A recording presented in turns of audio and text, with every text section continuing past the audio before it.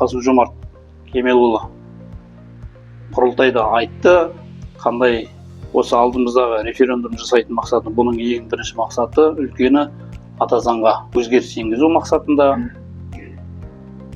Өзгерістен бұрын ата заңды, яғни 11 преамбуланың ішінде 95 бабын өзгеріс енгізгісі келіп отыр.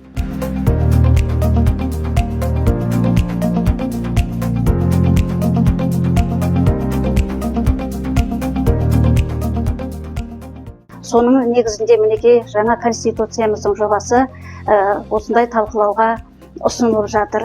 Әрбір тәуелсіз мемлекеттің негізгі тұғырларының бірі бұл ата заң. Енді осы Қазақстан Республикасының ата заңының жаңа жобасы еліміздің болашағына бағытталған негізгі құжат деп санаймын.